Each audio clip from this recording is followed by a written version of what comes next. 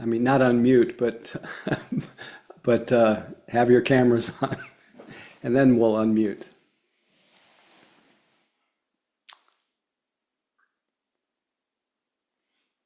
Okay, we're starting to pop a little bit.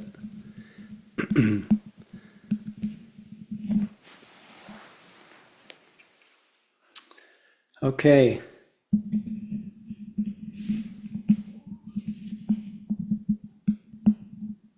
Just adjusting the screen. Anyway, happy to see all of you. Have a little bit of a disclaimer this evening. I'm in the throes of a COVID rebound, which I've had since January 3rd, and it just came back in with a vengeance. And so I'm diminished, and who knows how far we'll get this evening, but very happy to see your faces. And I felt a surge of energy knowing I had a chance to sit with you and just be quiet together. That rare and precious touch into the present moment long enough to where we stop wanting to be somewhere else, where we can feel our bodies, feel our sense of being conscious and awake. Not looking back, not looking forward, just here, and touching into the natural peace and ease that is the natural peace and ease of our nature. Katie, you look like you're perplexed. Is there something happening? You have to unmute to talk, though.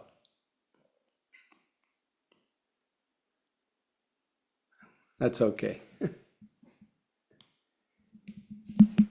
Anyway, I'd like to invite everyone to just unmute and say hello and just hear each other's voices, simulate as close as possible to what it's like to actually be together in person. Mm-hmm. Hello. Hello, everybody. Feel free to Hello. Hello, Howie. Glad you're back. Happy New Year. Hello. Hello, everyone. Thank you. Hello. Hey, Howie, Happy New Year. Hello, everyone. Great to Good be see here. all your faces. Hi, Howie. Thank Hey. you. Pleasure, pleasure, pleasure. Anyway, I think this is the first time since mid-December that I've been here, and a lot of water under the bridge. But it all comes down to, the past, the present, future, all arrives right here in this living present. This is where we never really leave. We only imagine that we do. So tonight we'll just nurture that. It will be.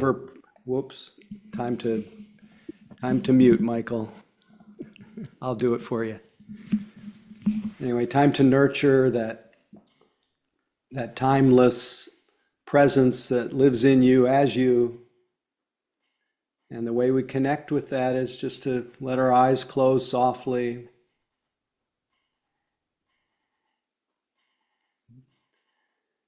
To whatever degree we're able to right now, to forget the past, it's just a memory.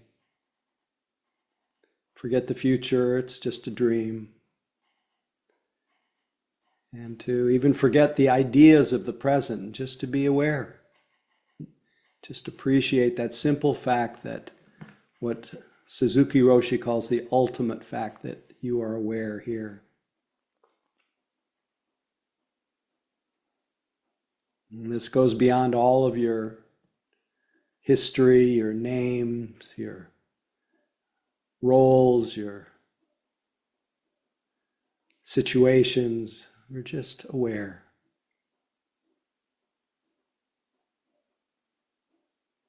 So it's a refuge, a place to return to. We call it the Buddha, awake. So once you've established that sense of being aware of being aware, just appreciate the fact that you would not be able to contain that being aware if it wasn't for this body and its senses, this precious human birth. And this body also functions as as a tuning instrument, anchoring us to reality. So we feel our whole body, fill our awareness, we feel our awareness fill our whole body, till there's no dividing line between being aware and being embodied. It's just one thing, bodyfulness.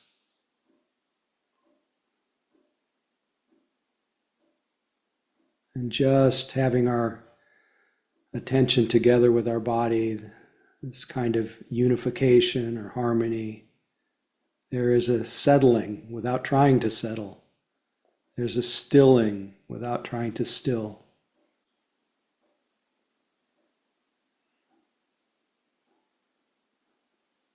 And with that stilling, it becomes much more obvious that our body is selflessly breathing, operating according to its own laws, its own condition. And we just enjoy the body's experience of breathing.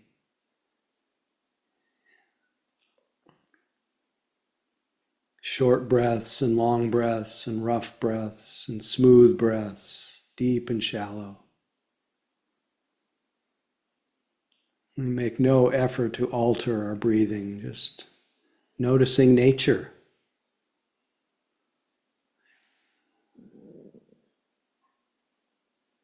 Just this breath, just this moment. And just feeling our body breathe empties our mind of its usual preoccupations and fills it with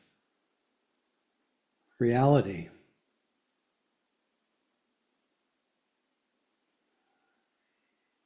And then we welcome graciously sounds and moods and thoughts and images. And we let everything come and go without reactivity, without interference. And continue to rest in the simple experience of being aware, embodied, and breathing.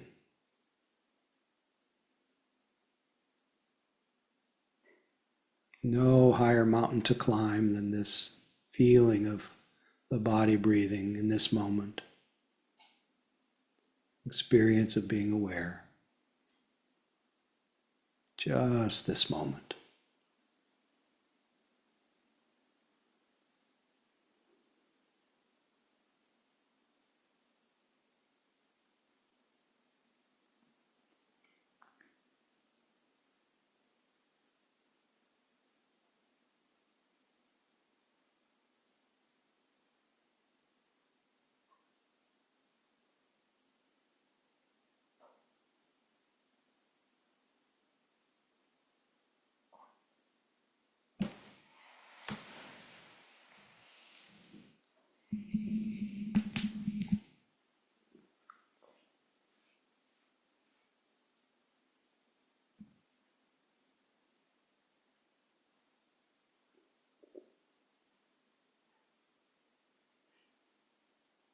Soft mind, but alert.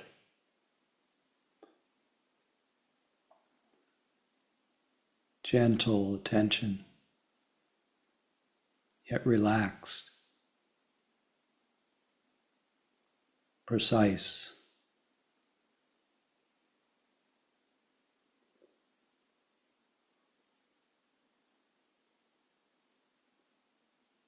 Intimately feeling the texture of his breath and body, living experience.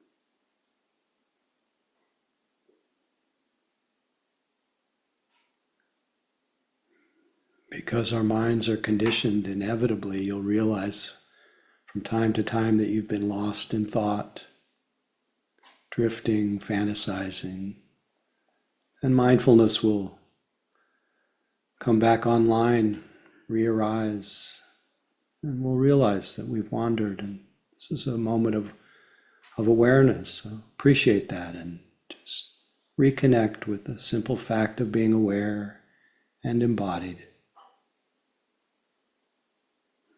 Make nothing more of it. It's not personal, it's just a condition. Just this moment.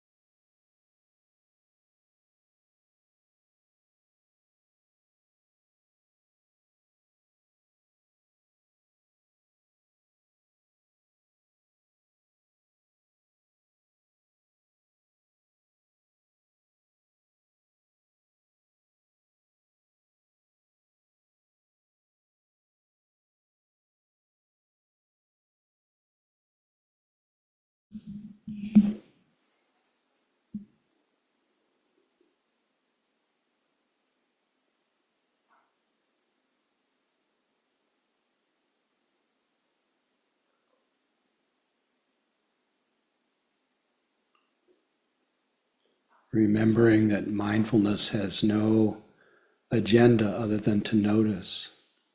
It's not trying to solve any problem,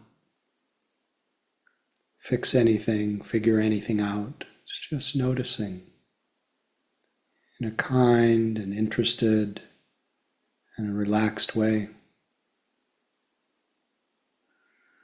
And this is the healing effect of just being aware. Just this moment.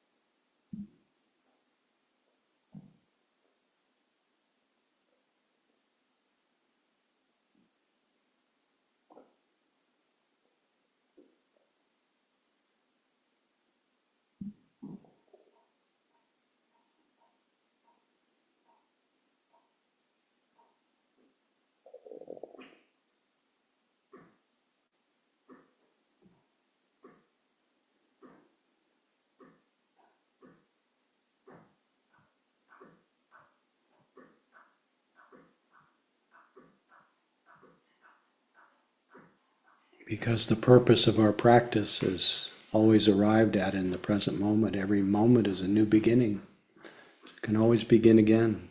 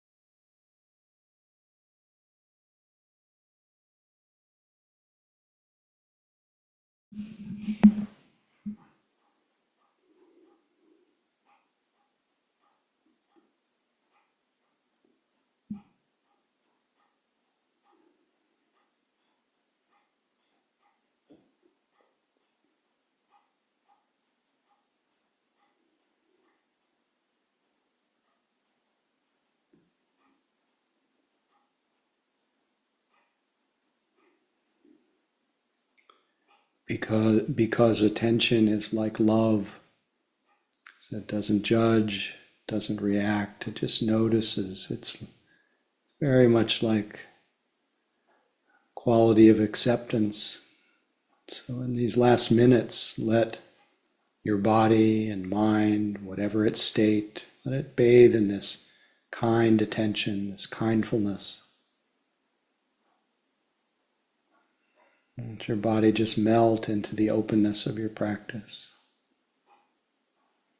Let your heart just rest in this non-judgmental openness.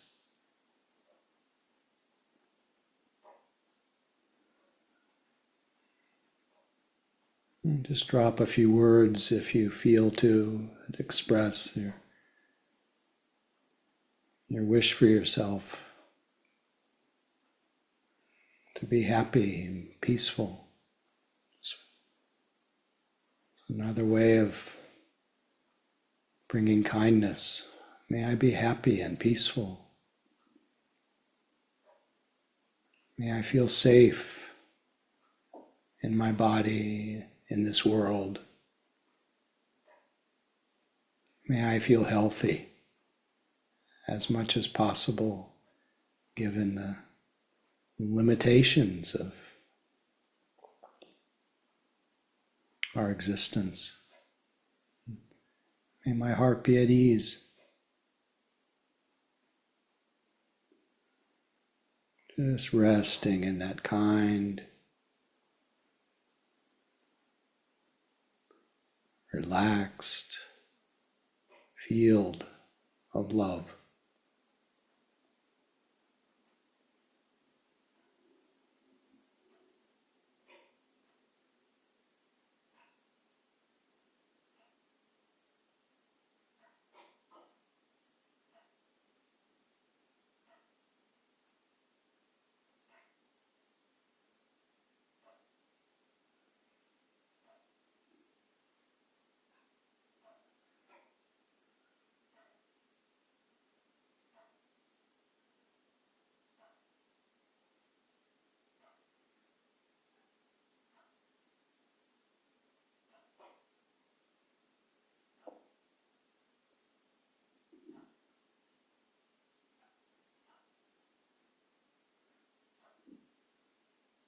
And may our kind attention extend to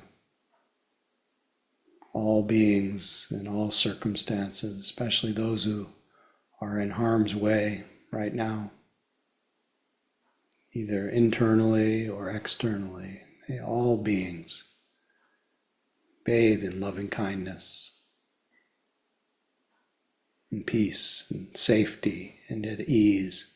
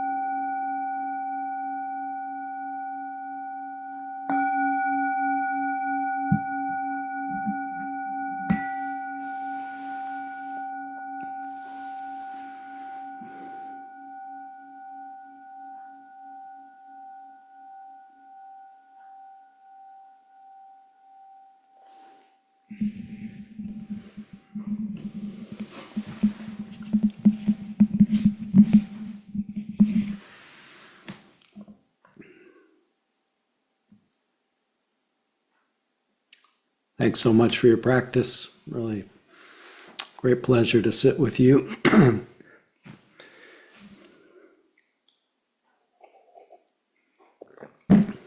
I'm finally present enough to see you and look at each box and just appreciate everyone who's here. For those who came in a little bit late, I confess that I'm in the throes of a COVID rebound, and so I'm kind of all over the place. So I'm not sure how much I have left in me tonight, but did have a few stray thoughts that came. But maybe we could take a few minutes of any questions, comments about your practice, anything you might want me to comment on, and then I'll have a couple things that I was thinking about that I'll pass on. Are there any comments, questions, topics that emerge from your practice tonight? Hey, Heather, really happy you're with us.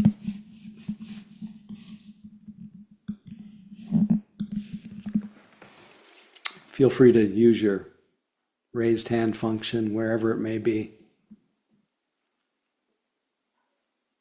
or not.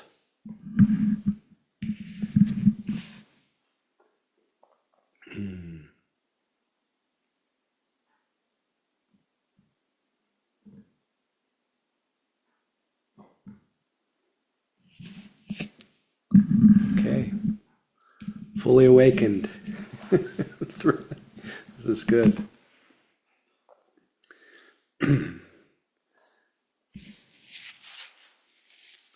Well, naturally, when dealing with the vulnerability that reveals itself and, with COVID and I had a bunch of little complications around COVID.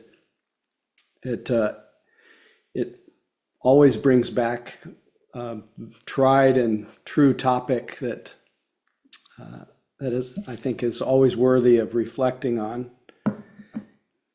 The way I've phrased it much of the time in the teachings is that that impermanence was the Buddha's teacher, was the Buddha's guru, and specifically the impermanence of youth, that youth gives way to aging, and the impermanence of health, that health gives way to illness. That's what's been up lately. And of course, the truth that life gives way to death. And this is the law supreme, is that everything that arises passes away. And at least for me in the last couple weeks now, my typical pride in youth, my pride in health, my pride in life is intact, but my pride in youth and pride in health have kind of gotten flattened. And it's actually been quite humbling to see how much my mind organizes itself around this the sense of pride in health and in youth, and because I can clearly feel in moments of illness the effects of aging as well as being ill, and it's a good teaching because I can see that these things are not reliable. And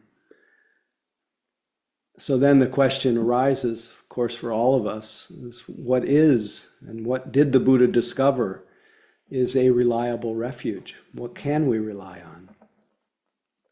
And in the course of his own practice, as he released his pride in youth, as his enchantment with youth, his enchantment with health, his enchantment with life, because he saw that death was certain to the one that was born, as his mind let go of those cherished identities,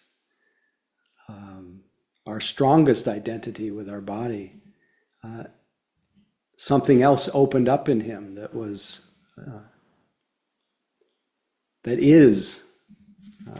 timeless, that is unborn, that is unconditioned, that is always already. And in the case of his awakening, and hopefully each of us can feel this a little bit in the moments that we step out of time and where we're going, where we've been, what our situation is. When we're really present, we see that there is within us an unshakable, an immovable consciousness, you could say,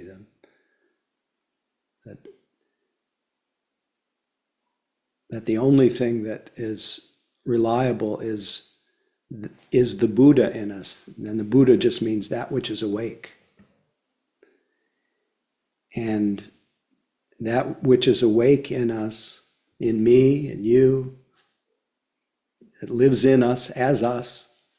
It doesn't have a beginning, it doesn't have an end, it doesn't have a height, it doesn't have a depth, it doesn't have a color, it doesn't have a shape, it doesn't have an inside, it doesn't have an outside, it's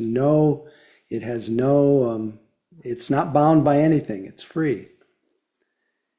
Of course, in the moments of being, of pride in youth and pride in health and pride in life collapsing, there may be a forgetfulness, didn't so easily remember.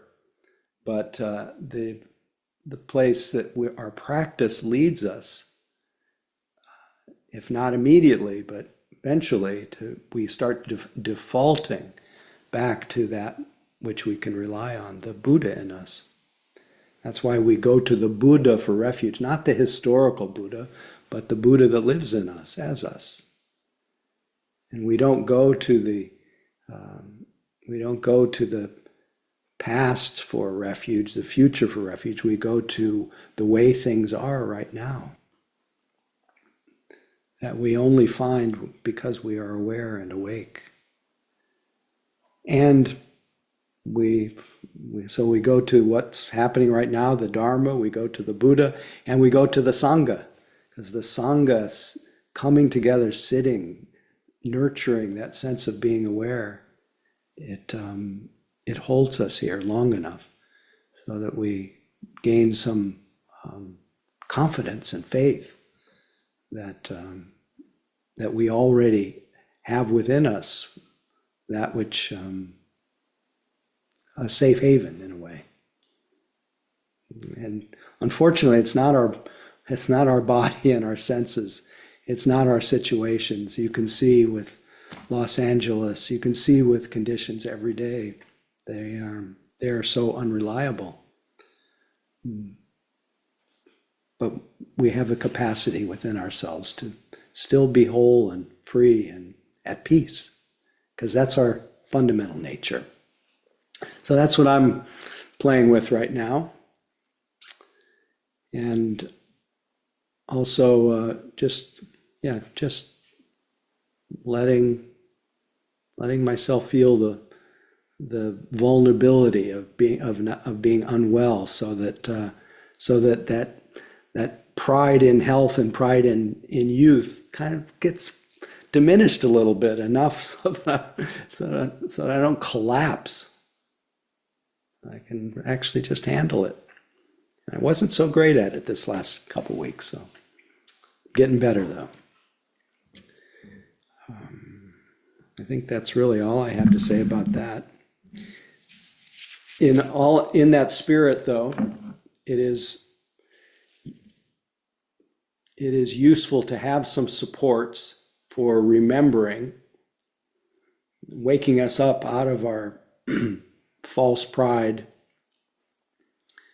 And at least in the Theravada tradition, the tradition of the elders, the early suttas, teachings of the Buddha, from the Anguttara Nikaya, the numbered sutras, there is a classic list of daily reflections that are just useful companions to keep reminding us. Easy to forget. But the first one, I'm sure to become old. I can't avoid aging. I'm Sure to become ill, I can't avoid illness. I'm sure to die. That's the first three. I'm sure to become separated from all that I hold near and dear. That's at least the way I'm thinking of it right now. So I can't cling to anything. And then my actions are my relations. My actions are the womb out of which I am born every moment. My actions are what makes my world. So even though we're all like dust in the wind, we still leave an imprint with every action of body, speech, and mind. So it's always good to plant the seeds of love. It's planting the seeds of love. Last week, January, I was supposed to lead a retreat at Spirit Rock, and they sent me home because I tested positive for COVID. And the team of teachers that were left, and then they added a person. The team kept sending me blessings of love through the whole week, and it was so uplifting to be receiving that beautiful, just that kindness that came.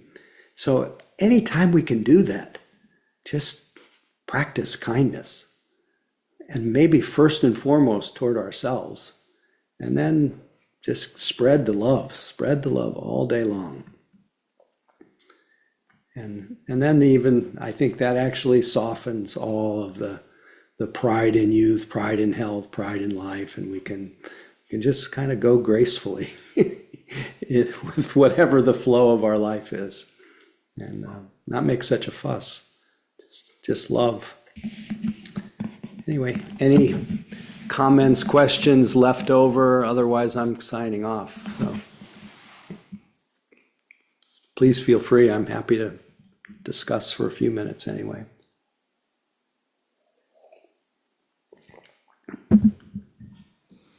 Hey, Heather, you have to unmute. There. There you are. I can. I'm glad you're feeling better, first of all. I'm sorry that you got hit twice. That sucks. Does indeed. My question is, are there any specific meditation techniques for sleep?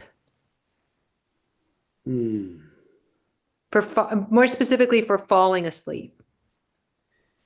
Yeah, for me, the simplest is just mindfulness of breathing, and don't try to fall asleep. As soon as you try to fall asleep, that creates a kind of goal. And when it creates goals create tension, unless they're held very, very lightly. You know that you want to go to sleep, but just entering into the felt experience of your body breathing, that seems the simplest. But there are many techniques of putting your legs up on the wall, or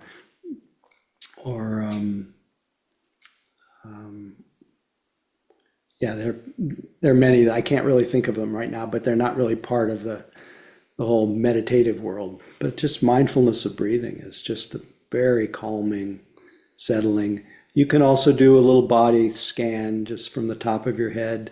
Do some loving kindness practice. All those things are helpful. But for me, personally, if I'm a little wired, I just do what's called anapanasati, mindfulness of breathing. And that doesn't mean that I direct the breath. I just allow myself to feel the way the body's breathing, and just enter into it, breath by breath. Nothing special, because you don't want to be feeding any kind of discursive thinking. Yeah. So that's all I'd say. Anyway, good luck.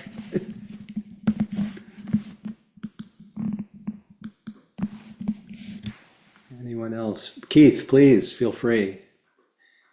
So the reflections that you mentioned, I've certainly heard them before. Are there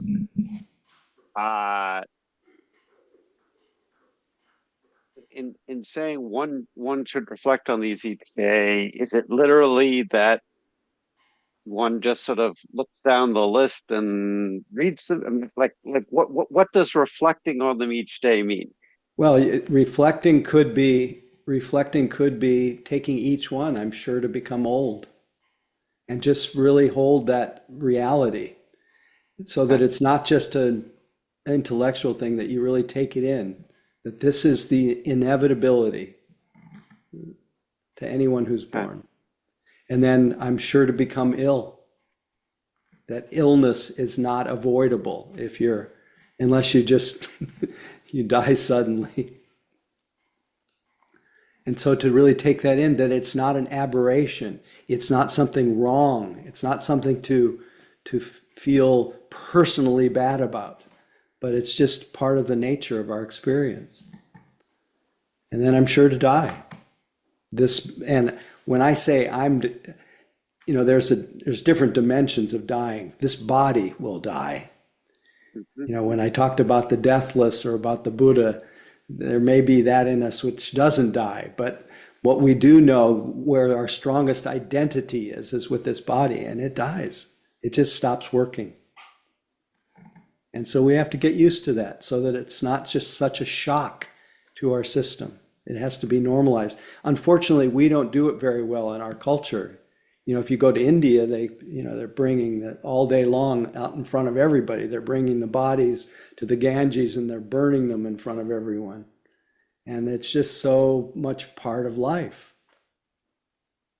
But here we dress up our corpses. We put people who are old in places where no one sees them.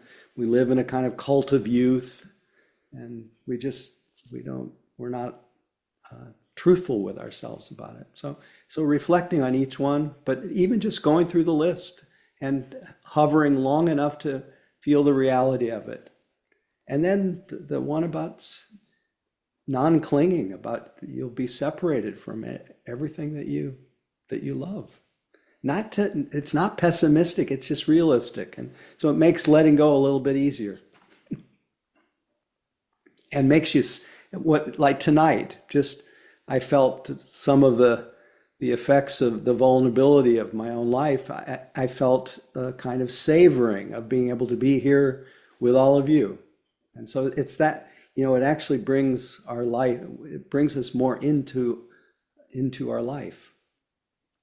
So, I think you can make up your own way.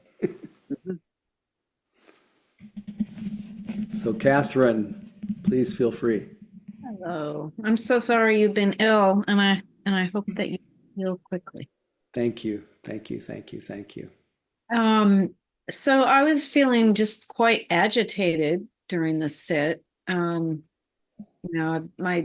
sister is not in LA, but I have people there, and my sister's 60 miles south and housing people who have lost their homes. So I've been, reading too much news. I did just come off retreat on Saturday, so I was in a pretty good place, but it was really interesting being so jumpy during the meditation, but at the same time I felt like below that a sense of settling through the sit. It was kind of fascinating that this, it's very much, the agitation felt like it was in my body, like I was embodying it, but there was something else that was kind of counterbalancing. It's probably the lasting, lingering effects of being on retreat. Maybe. And just when we do stop to sit, we become more sensitive to what kinds of energies are percolating. And sometimes our nervous system is jangled from, reading a lot or dealing with the stress of our lives, and we don't even know it until we stop. And then the awareness in us that kind of holds it and soothes it in a way. And there's a kind of substratum that's not quite as agitated as maybe some of the nervous system is. So that it's quite makes sense. uncomfortable sitting in that state because like it's like I practically wanted to jump up and run around, but not doing that was quite settling. Yeah. Great. Yeah. And you know, you've heard this expression before, but the art of meditation is the art of making space. So especially with any kind of restlessness, giving you know, that Zen expression, the way to control a cow is to give it a big pasture. So you want to give space to that. Right. And sometimes also finding places in your body that are not agitated, someplace, and that a little bit of titrating, just so that it doesn't become an identity. I'm resting. Exactly. Yeah. It's changing. Anyway, good to see you. Stuart, last but not least. Right.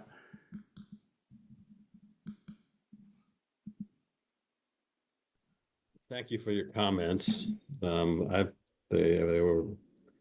resonated with me because I'm having similar experiences right now. And Oh, sorry.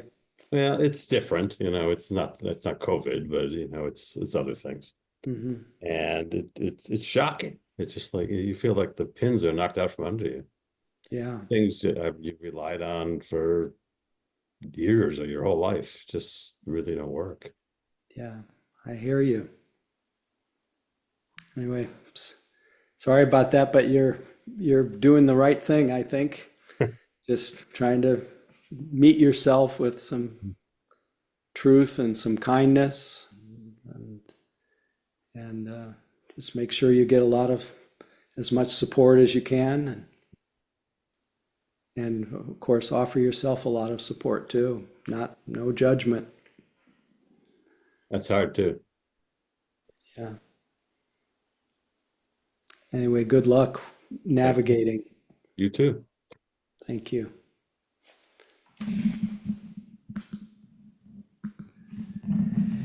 Anyway, thanks for hanging in there. I hope it wasn't too much of a as that the vibes weren't as flat as I feel internally. But anyway, it was really sweet for me to be with you, and wish you all good health and well-being in spite of the inevitabilities of our challenges.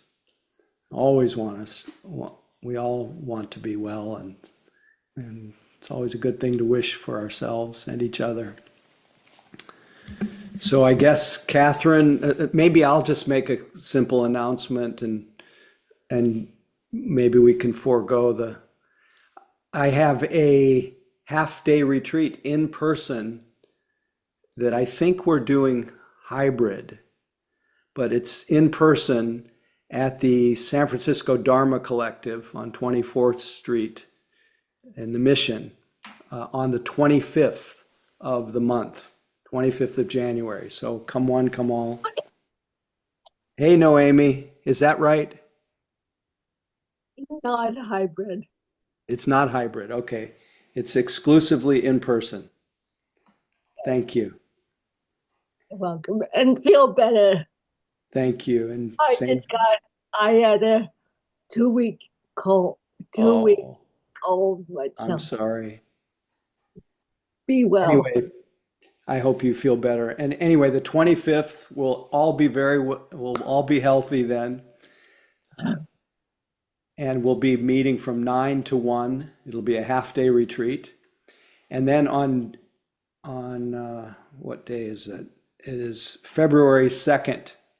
I will be doing a whole day at Spirit Rock in person. I think that's a hybrid, but that'll be in person at Spirit Rock also, which is really fun to sit in the great hall there. And that will be a day-long entitled Calming the Restless Mind, Catherine. all about calm, all about settling. So come one, come all, and as always, we depend on your generosity. So thank you in advance, and I'm sure Catherine will include all the ways that you can support us financially, and much appreciation. And I'd love everyone to feel. What's that? It's in the chat. Tweet it out, Okay. yeah. And just want to invite everyone to just unmute and say good night to each other. And really Good night. a pleasure to be with you. Good night, Howie. Hi, everyone. Thanks, Night, everyone. Night, thank you. Good Good night. night. You. Good night. Everyone, thanks for being Good here. night. Night, everyone. Good Great night. to see you all. Night, be well. Good I, night. I'm Good night and feel better, Howie. Thank you, Bob. Good to see you. Good night. Night. Good night.